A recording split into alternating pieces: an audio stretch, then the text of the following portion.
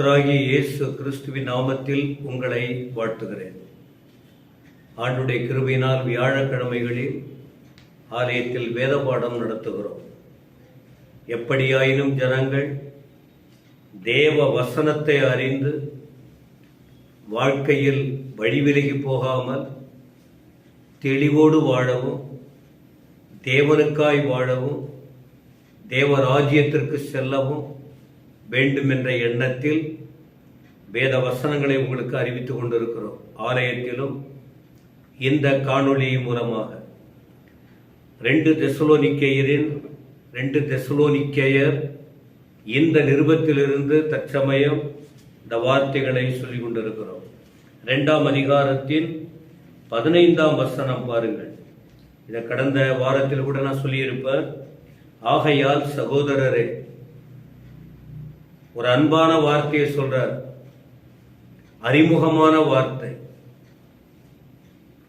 பிணைக்கின்ற வார்த்தை, உறவை உறுதிப்படுத்துகிற வார்த்தை. சகோதரரே, நீங்கள் நிலை கொண்டு,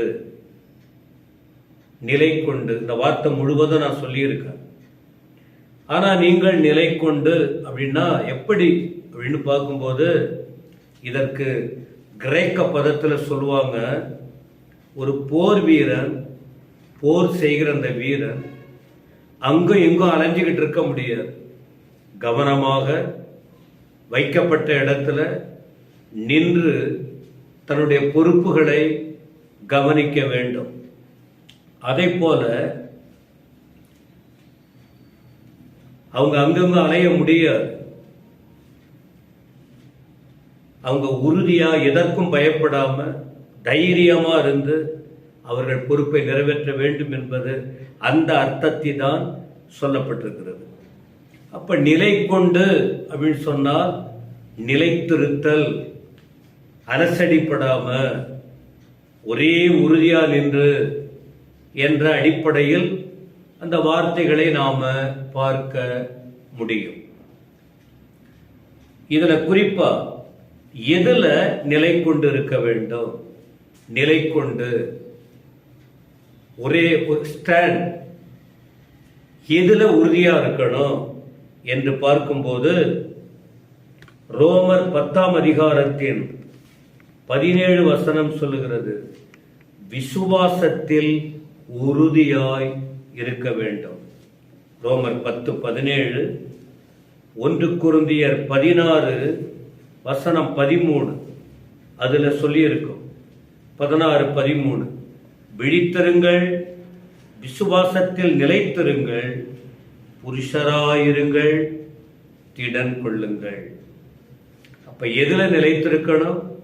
நிலை கொண்டு. ஆகையால் சகோதரரே, நிலை கொண்டு என்று பவுல் இங்கே சொல்லுகிறாரே, எதுல நிலைத்திருக்கணும்?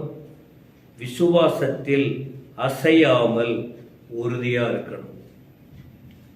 இதுவரைக்கும் ஒருவேளை உங்கள் வாழ்க்கையில் விசுவாசம் தளர்ந்து போகும் வண்ணமாக சில சம்பவங்கள், சூழ்நிலைகள் வந்திருக்கலாம். ஆனால் பிரியமானவர்களே, விசுவாசம் ரொம்ப முக்கியம். விசுவாசத்தில் உறுதியாய் இருக்க வேண்டும். இரண்டாவது, எதிர உறுதியாய் அசையாமல் நிலை கொண்டிருக்க வேண்டும் என்றால் ரட்சிப்பில் நிலைத்திருக்க வேண்டும். ரட்சிப்பு என்பது கிருபையினால் ஆண்டவர் கொடுத்த ஒன்று. யோவான் சுவிசேஷம் 10ஆம் அதிகாரத்தில் 28ஆம் வசனத்தை நீங்கள் படித்து பார்த்தால், நான் அவைகளுக்கு நித்திய ஜீவனை கொடுக்கிறேன், அவைகள் ஒரு காலம் கெட்டுப்போவதில்லை, ஒருவனும் அவைகளை என் கையில் இருந்து பறித்துக் கொள்ளுவதும் இல்லை என்று ஆண்டவர் சொல்றார். அப்ப நாம் அத ஆண்டவருடைய கரத்திற்குள்ளே நாம் இருக்கிறோம். தேவன் நம்மோடு கூட இருக்கிறார். அவர்தான் நமக்கு ரட்சிப்பை கொடுக்கிறார். அவர் ரட்சகர், பாவிகளை ரட்சிக்க வந்தவர். அப்போ ஆண்டவர் இந்த வார்த்தைகளை நமக்கு சொல்லி இருக்கிறார். ரட்சிப்பிலே நாம் நிலைத்திருக்க வேண்டும். 1 கொரிந்தியர் 5:13 கூட இதற்கேற்ற ஒரு வார்த்தை இருப்பதை உங்களால் பார்க்க முடியும். 5:13 புறம்பே இருக்கிறவர்களை குறித்து தேவனே தீர்ப்பு செய்வார், ஆகையால் அந்த பொல்லாதவனை உங்களை விட்டு தள்ளி போடுங்கள்.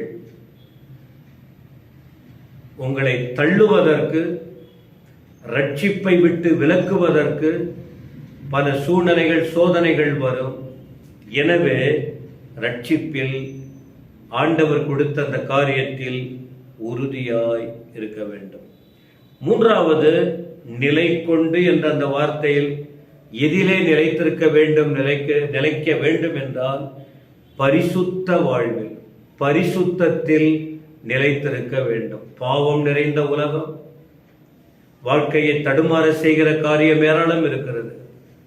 அவைகளுக்கு இடம் கொடுக்காமல் 1 பேதுரு 1:15-16 தேவன் பரிசுத்தர், ஆகையால் நாமும் பரிசுத்தமுள்ளவர்களாய் இருப்பது மட்டுமல்ல, பரிசுத்தத்தின் வழியில் நடக்க வேண்டும் என்ற அந்த வார்த்தையின்படி பாவம் நம்மை தொடரும் போது, பாவம் நம்முடைய வாழ்க்கையில் விரோதமாய் வரும்போது அதில் ஜாக்கிரதையாய் இருந்து நாம் பரிசுத்தமாய் வாழ்வதற்கு ஒப்பு கொடுக்க வேண்டும். எபிரேயர் 12:16 கூட பார்க்கிறோம்.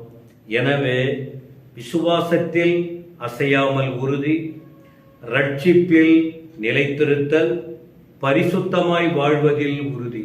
இப்படி வாழும்போது பரலோக தேவன் வருவார். அவரோடு இருக்கிற அந்த ஸ்லாக்கியத்தை பெற்றுக்கொள்ளுவோம்.